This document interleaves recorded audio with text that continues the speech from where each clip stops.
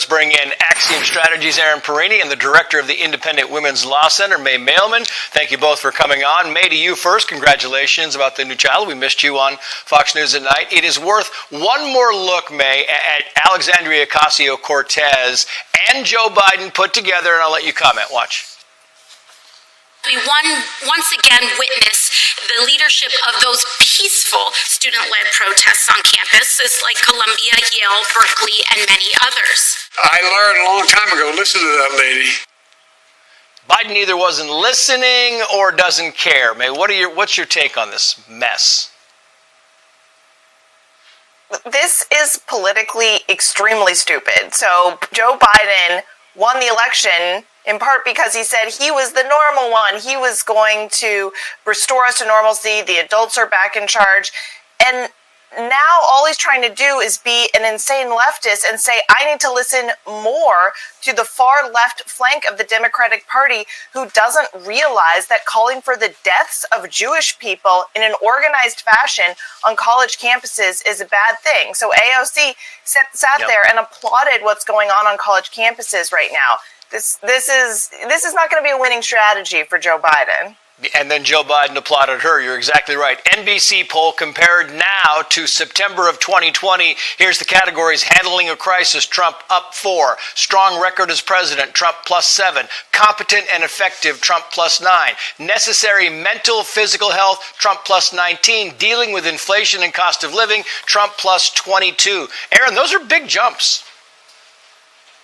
Those are big jumps, and they're reflective not only of the failures of Joe Biden and the continued poor policy decisions that Democrats are making, whether it's fueling inflation, whether it's the border crisis, whether it is continuing to see this hateful anti-Semitic actions across universities in the United States. People are looking back at the Trump term and saying, my paycheck went further, gas was more affordable, it was easier to save, I felt that there was a better chance of tomorrow than today. That look back that people have now of the Trump years, that's going to be a problem with Joe Biden. You couple that with the base issues that Joe Biden remains persistent, where in the primaries you have seen that Democrat voters are saying, we don't want Joe Biden. They're looking at RFK. These are compounding issues for Joe Biden when it goes into November. Trump getting these big leads now. April is a forever in politics to November, but it shows strength and momentum that Trump could be building. Yeah, the Marist poll of Gen Z and millennial voters, if we can put this on the screen, Biden at 48, Trump 52, was taken last week. Interesting to me, May, that you see these Gen Z millennial voters kind of gravitating toward the former president. What do you make of that?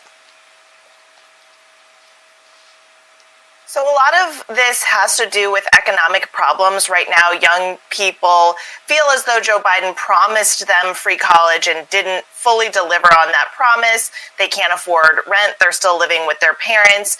That the economic problems that are leading the rest of America to favor Trump over Biden happen to young people too. That said, I want to be a little bit cautious here because a recent Harvard poll showed that Trump's support among young people is the lowest that they've seen in the history of their polling. So maybe young people don't actually know what they want, shockingly, but they're certainly up for grabs, and that's different than in 2020. Gavin Newsom, meantime, warns that there is too much attention being focused on the former president. Look. When we're focusing on him, I do worry electorally that he has a slight advantage. And so I'm a little concerned about the overindulgence. Well, when you put him in court every day, the cameras are on him, he's going to get some attention, Erin. That's absolutely correct, and MSNBC loves breathless coverage of the Trump trial and all things Trump. So for Gavin Newsom to go on that network in particular to say that people are fawning or covering too much of Donald Trump is very funny, in fact. But Donald Trump has made media outlets a lot of money over the years, especially with the way that he's been able to drive news. That's not going to change. It's a former president of the United States. So while Gavin Newsom thinks that people can ignore Donald Trump, that's just never been the reality. So he can put that out as a wish and a prayer, but it's never going to happen, and it's really funny to hear it from him on MSNBC. Erin Perrine, May Mailman. May, when your daughter is not sleeping, you just come right back on and we'll put you on television. Thank you both for coming on. We appreciate it.